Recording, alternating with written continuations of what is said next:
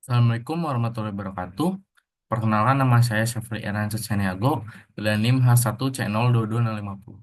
Di sini saya akan menjelaskan paper saya dengan judul Optimalisasi Pemanfaatan dan Kualitas Air Tanah Dangkal untuk Kebutuhan Domestik Masyarakat di daerah Arcawinangun dan sekitarnya, Kecamatan Purwokerto Timur, Kabupaten Banyumas. Baik, selanjutnya di sini ada outline dari penelitian kali ini. Yang pertama itu ada pendahuluan, yang kedua ada metode penelitian, yang ketiga ada hasil dan pembahasan, dan yang terakhir itu ada kesimpulan. Baik, masuk ke pendahuluan, di sini ada latar belakang. Air merupakan sumber kehidupan yang tidak dapat tergantikan oleh apapun. Pemenuhan akan kebutuhan air bersih tersebut, salah satunya dapat mengambil dari air tanah, di mana air tanah ini dapat berasal dari sumur gali ataupun sumur bor, di mana pada fokus penelitian kali ini, air tanahnya itu berasal dari sumur gali. Kondisi air tanah semakin mengkhawatirkan. Hal ini disebabkan oleh berbagai faktor, di antaranya pencemaran yang diakibatkan oleh TPA sampah, serta rusaknya daerah tangkapan air atau daerah recharge. Oleh karena itu, dalam memanfaatkan air, sumber daya air perlu diperhatikan. Sehingga kami di sini mengangkat tema atau judul terkait optimalisasi pemanfaatan dan kualitas air tanah. Baik, berdasarkan latar belakang tersebut, maka muncullah rumusan masalah.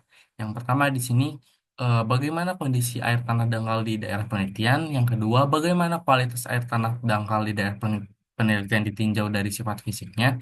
Dan yang ketiga, bagaimana optimalisasi pemanfaatan dan kualitas air tanah dangkal yang dapat dilakukan agar kebutuhan domestik air di daerah penelitian dapat terpenuhi. Selanjutnya di sini ada tujuan penelitian, di mana tujuan penelitian ini yang pertama itu dapat mengetahui kondisi air tanah dangkal di daerah penelitian, yang kedua mengetahui kondisi atau kualitas air tanah dangkal di daerah penelitian ditinjau dari sifat fisiknya, dan yang ketiga itu mengetahui upaya optimalisasi pemanfaatan dan kualitas air tanah dangkal yang dapat dilakukan agar kebutuhan domestik air di daerah penelitian itu dapat terpenuhi.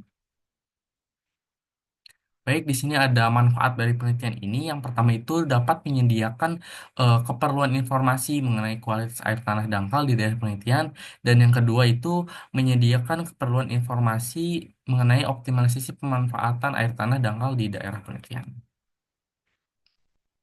Baik, selanjutnya di sini ada peta lokasi penelitian, di mana lokasi penelitian kali ini berada di daerah Arcawinangun dan sekitarnya, Kecamatan Purwokerto Timur, Kabupaten Banyumas, dengan luasan kafling seluas 2 kali 2 kilometer, yang mana daerah ini merupakan daerah padat penduduk karena dekat dengan lokasi atau daerah kampus.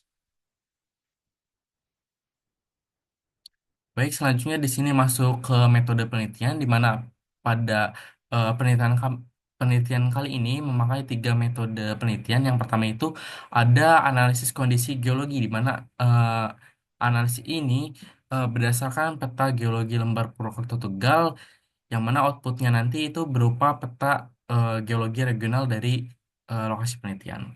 Yang kemudian yang kedua itu ada pemetaan hidrogeologi, di mana kegiatan ini dilakukan untuk mengetahui kondisi hidrogeologis, terutama kondisi air tanah di lokasi penelitian, yang mana berupa pengambilan data berupa data elevasi muka air tanah, data kedalaman muka air tanah, serta data kualitas air tanah di lokasi penelitian.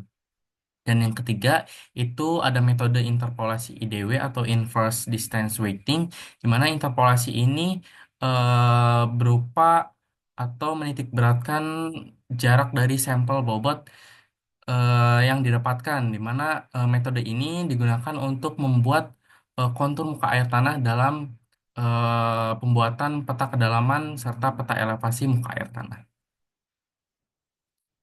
Baik, selanjutnya di sini masuk ke hasil dan pembahasan, di mana yang pertama ini didapatkan hasil berupa peta geologi regional dari lokasi penelitian, di mana ini merupakan output dari metode yang pertama yaitu analisis kondisi geologi, di mana pada lokasi penelitian di sini dapat terlihat tersusun atas endapan aluvium yang berupa endapan lepas seperti kerikil, pasir, lanau, dan lempung, yang mana endapan tersebut dapat berfungsi sebagai aquifer atau lapisan pembawa air tanah yang baik.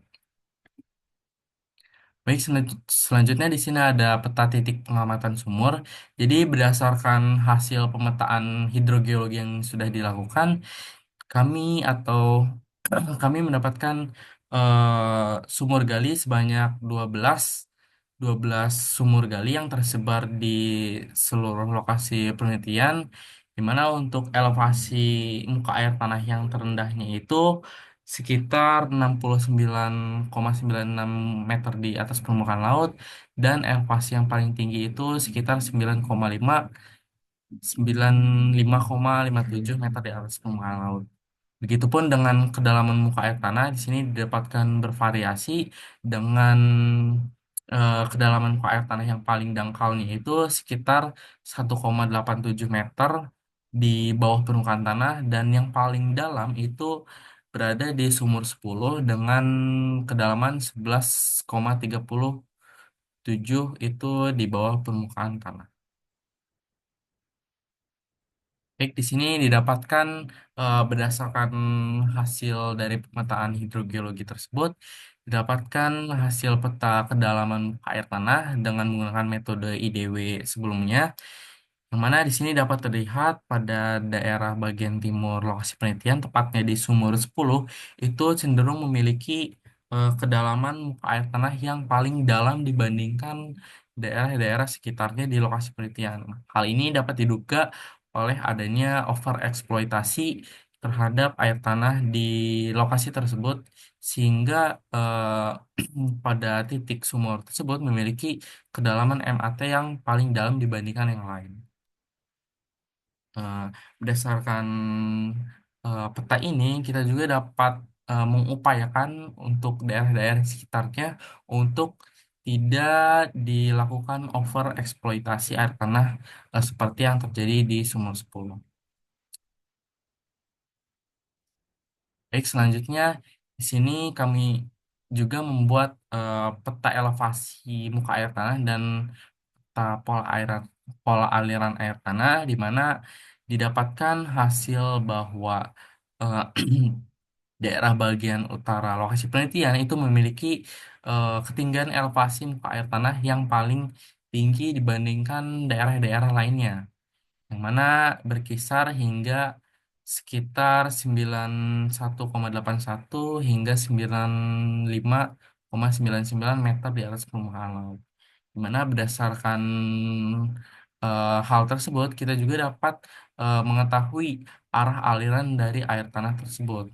Yang mana arah aliran air tanah itu dapat ditarik eh, tegak lurus dari kontur muka air tanah yang telah kita buat dengan metode IDW sebelumnya. Di mana arah aliran air tanah ini akan mengalir dari elevasi yang lebih tinggi ke elevasi yang rendah, dengan syarat tegak lurus dari kontur muka air tanah yang telah dibuat sebelumnya.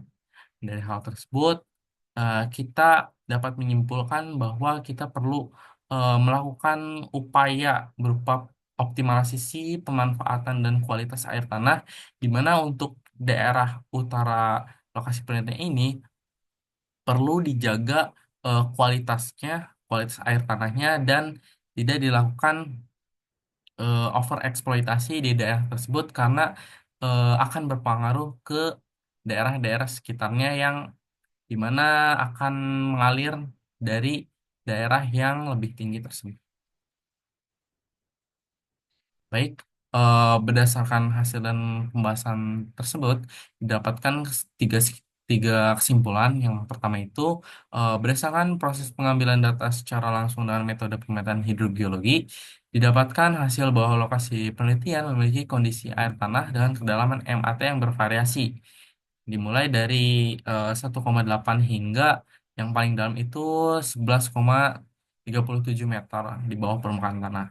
Sedangkan untuk nilai elevasi muka air tanahnya itu terendah berada pada 69,96 mdpl, hingga yang paling tingginya itu sekitar 95,57 meter di atas permukaan laut. Kemudian yang kedua itu berdasarkan hasil peninjauan secara langsung terhadap 12 sumur gali yang ada di lokasi penelitian, didapatkan hasil bahwa kualitas air tanahnya jika ditinjau secara sifat fisik memiliki kualitas yang bagus dan sesuai dengan standar air bersih, yaitu tidak berwarna, tidak berbau, dan tidak berasa, sehingga dapat dimanfaatkan dengan baik oleh masyarakat di sekitar untuk memenuhi kebutuhan domestik sehari-hari.